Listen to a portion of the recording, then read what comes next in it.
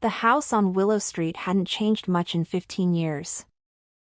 The white paint was now chipped, the once blue shutters faded to a dull gray, and the garden, her mother's pride, was now a mess of tangled weeds and forgotten roses.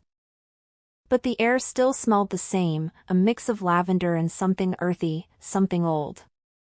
Sarah stood at the gate, her suitcase at her feet.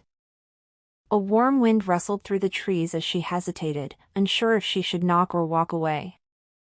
This was the home she had left behind at 17, the same age her mother had been when she had Sarah. The same age when her mother disappeared. She picked up the suitcase, pushed open the gate, and stepped through. Inside, the house was quiet, too quiet. Dust lay like snow on the wooden floorboards. Furniture stood like sentries guarding ghosts.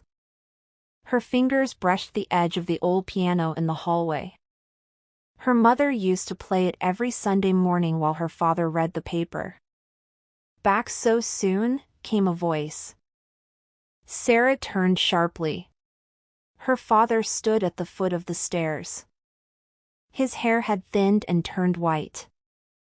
Time had narrowed his shoulders, but his eyes were the same cold blue she remembered. "I said I'd be here today," she replied, trying to keep her voice steady. He nodded without emotion. "Your room's the same."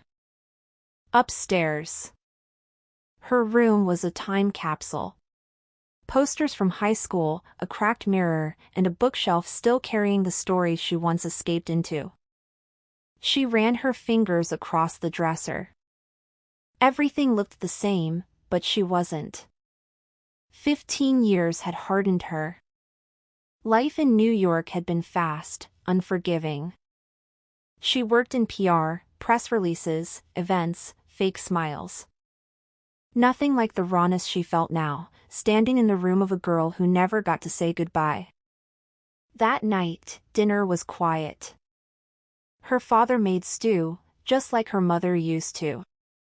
But it didn't taste the same. "Why did you never leave?" Sarah asked, breaking the silence. He looked at her, eyes heavy. "This is my home." "Even after Mom disappeared?" "She didn't disappear. She left." "That's not the story you told the cops." He slammed his spoon down. "Enough. She made her choice. We survived." "No. We didn't," Sarah said, standing up. "You buried it, and I ran away from it."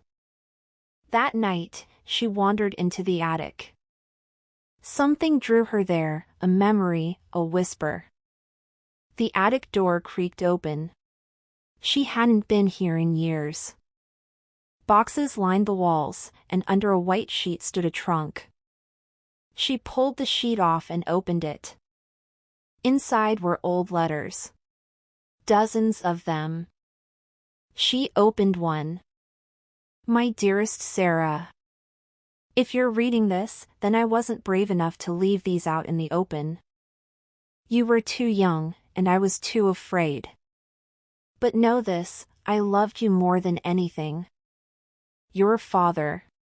He wasn't always kind. The bruises faded, but the fear didn't. I tried to protect you. I'm sorry I couldn't do more. Love, Mom." Her breath caught. She opened another. And another. All handwritten, dated weeks before her mother vanished. Her hands trembled. Why had these been hidden? The next morning, Sarah confronted him. "You lied," she said, slamming the letters on the table. He didn't flinch. Just looked at them. "She was going to take you. Leave in the night.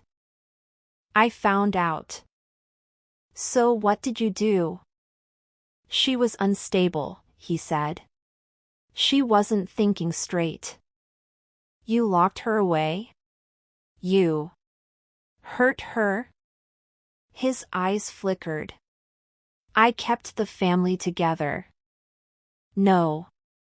You destroyed it. Sarah called the police. The investigation reopened. The backyard was searched. Bones were found, buried beneath her mother's rose garden. The town gasped. Whispers followed Sarah wherever she went. Her father was arrested, charged with murder. The trial would take months. She stayed in the house. It felt like the only way to honor her mother. One night, Sarah sat at the piano. Her fingers rested on the keys. She began to play. For the first time in 15 years, the house on Willow Street came alive again.